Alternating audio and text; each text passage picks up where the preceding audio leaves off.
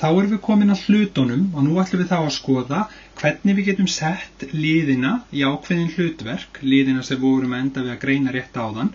Sumir þeirra geta tekið sér hlutverk en við sjáum ekki hlutverkin fyrir en við sjáum það í samhengi í setningu. Við getum aldrei dæmt einn stakan lið að óséðu í samhengi án nokkur samhengis við aðra liði eða hluta, þá getum við ekki dæmt það hvaða hlutverki hann gegnir. Við verðum að sjá það í setningu, svo við til dæmis getum greint, þarna þessi nafnliður greinilega frumlag, þarna þessi nafnliður greinilega andlag, eða þá sagnfylling, þarna þessi lýsingarliður einkunn og svo framvegis og framvegis.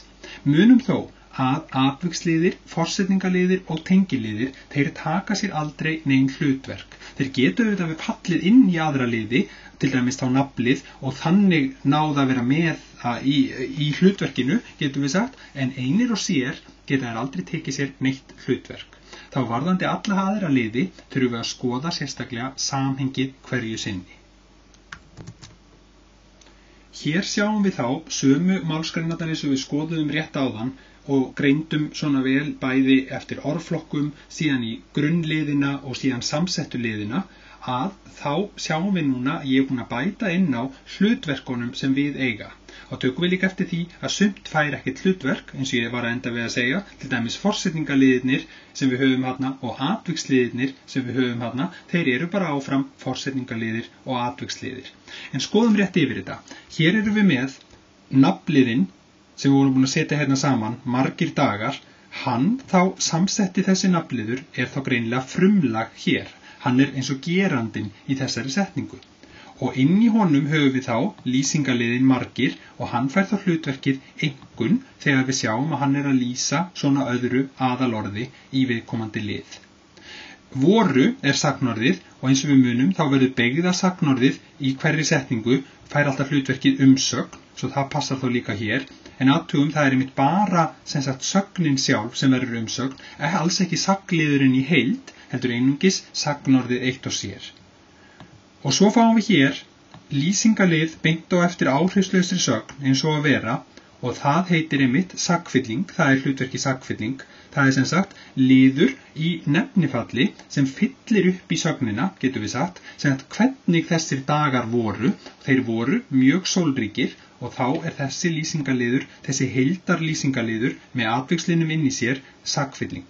Fleiri hlutverk getum við ekki greint í þessari setningu. Í næstu erum við með mjög einfalt frumlag eins og við vorum að sjá áðan, bara þetta eina staka nafnlið þarna fremst. Það er þó nafnliðurinn þeir, er þó hérna í hlutverkinu frumlag. Síðan er það enn og aftur umsögnin, stunduðu, sagnorðið hérna. Svo fáum við hér dæmum andlag. Við sjáum þá dæmum það þegar við fáum nafnlið beint og eftir áhrifsögn, sem er nafnlið sem er komin í aukafall út af sögninni. Ef við prófum að setja annað orð sem við sjáum betur fallið á, þeir stunduðu hest, greinilegt að stunda tekur með sér andlag í þolfalli, svo að þannig sjáum við dæmum það að þessi nafnliður hér á eftir sögninni fær hlutverkið andlag. Og svo var bara forsetningarliður hér í kjölfarið, hann greinilega er ekki að lýsa sérstaklega náminu, svo að hann fellur ekki þar inn í, eins og við vorum búin að skoða áðan, svo hann er bara þarna stakur og telst enn og áfram forsetningarliður.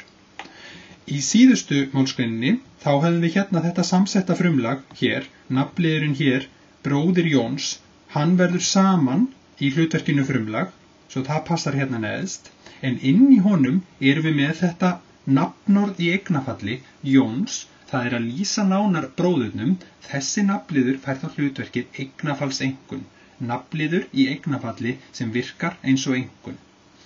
Umsögnin sem fyrr hérna gaf dæmi hana, enn og aftur beygða sagnorðið eitt og sér, það geta þetta verið mörg orð ef það er samsett umsögn, margar sagnir í röð, hefur farið, hefur gefið og svo framvegis, en þarna erum við nú alltaf bara með eina staka umsögn og síðan höfum við tvöfalt andlag, takk eftir því, fyrst höfum við þágufallsandlag hér, honum, nafnliðurinn þessi verður andlag, sem við myndum að kalla óbeint andlag og svo síðan beina andlagið, þolfallsandlagið, stóran pakka, svo það er þó afmarkað hér eins og við vorum að gera áðan, saman í einn nafnlið sem fær það hlutverkið andlag og inn í honum þessum nafnlið í þessu andlagi þó lýsingaliður hér sem virkar þá sem einkunn, því það þá að lýsa nánar þessum pakka. Þannig erum við þá núna búin að tengja við hlutverk alla þá liði sem geta tekið sér hlutverk í þessum setningum. Til dæmis þá að lokum höfum við hérna einmitt þessa þennan atvikslið hérna í endan. Hann fær ekkert hlutverk eins og við vitum, út af því að hann ekki þarna hluti af neinu sem getur tekið hlutverk, svo hann einfallega áfram atviksliður. Þá erum við komin að næsta atriði sem ég vildi ræða og það var orðaröðin. Það eru oft verkefni einmitt tengd þessu, því þetta eitt grunnatriði í setningafræðinni að átta sig á orðaröð, sem sagt hvernig við röðum hlutunum og liðunum upp. Út í þannig mjög fjölbreytt orðaröð möguleg í íslensku. Meðal annars vegna þess að við höfum öll þessi 4 föll okkar, getum byggt orðin og þannig sýnt tengslin milli þeirra svo skýrt að þá höfum við mjög marga möguleika á að raða liðunum og hlutunum upp. Hinn sanna grundvallar orðaröð þessi að fá alltaf frumlagið fremst, umsögnina númer 2 og svo aðra liði þar á eftir. Þetta oft skammstafað FSA orðaröðin. Við þurfum að þekkja hana mjög vel og vita hvað þá beðið þegar til dæmis beðið að raða setningum upp í grundvallar orðaröð eins og við ætlum einmitt að skoða núna á eftir. Eitt mjög gott vinnulag við að gera það, sem að átta sig á því hvernig viðkomandi setning væri í grundvallarorðaröð, þessi. Byrja á því að finna umsögnina, beygða sagnorðið, sem að þá sjáum við verknaðin eins og kjarnan í setningunni. Við getum sett hana eða séð hana fyrir okkur eins og í miðjunni, þá á línunni sem við ætlum að skrifa svarið á. Síðan finnum við næst gerandan, það að segja frumlagið, sem að þann sem að framkvæmir þessa umsögn. Það fer þá fremst fyrir framan umsögnina í fyrsta sætið og svo setjum við aðra liði sem voru í viðkomandi setningu fyrir aftan umsögnina. Þá erum við búin að setja þetta alveg eins og við viljum hafa það, frumlag númer 1, umsögnin númer 2 og aðri liðir númer 3. Hér eru þá 3 dæmi og lausn á þeim 3 sem ég var með á þessum glærum. Við sjáum að það allt í góðu lagi með svörtu setningarna, getum við sagt þær sem eru skrifaði með svarta letrinu, af því að fjölbreytt orðaröð sannarlega í lagi í íslensku. Við þurfum bara að geta sýnt fram á að við getum stokkað orðaröðina upp og komið inn í það sem við köllum grundvallar orðaröð. Athugið að við breytum engum orðum, við breytum ekki beygingu á neinu, við sleppum engu orði, við einfallega stokkum upp og röðum upp á nýtt. Alveg eins og kubbum sem við getum raðað og myndað eitthvað nýtt úr sem hafði áður myndað eitthvað annað form. Sjáum hér þá. Hér þá setningin upphaflega leið stunduðu þeir námið af kappi. Og þá skulum við beita þessu vinnulagi, finna umsögnina og það hérna einmitt stunduðu umsögnin hér. Þá þurfum við bara að spyrja okkur, hverjir stunduðu? Og það augljóslega þeir sem stunduðu og það ekkert verið að lýsa því neitt nánar, þetta mjög einfalt frumlag hérna, svo það fer hérna fremst, stunduðu fer þá í annað sætið eða komið þá í annað sætið og þá þurfum við bara að raða því sem við erum með, sem verður þessi 2 forsetningaliðir hér, pluss andlagið. Það eðlilegast að fá andlagið hérna beint á eftir, þeir stunduðu námið og svo af kappi leið myndum setja þessa 2 forsetningaliði þar fyrir aftan. Það eru þó fleiri möguleikar auðvitað hérna í hvernig við viljum raða fylliliðunum í sagliðinum. Við gætum svo sem sagt, þeir stunduðum leið námið af kappi. Það gengur alveg líka upp og það myndi ekki teljast neitt rangt við það. Það bara þetta grunnatriði að koma frumlaginu fremst og svo umsögninni númer 2. Í næstu þá sjáum við hljómaðið upphaflega svona, hér nefnilega höfum við 2 setningar í einni málsgrein, tökum eftir því, senn nálgast prófin og loks tekur jólafríið við.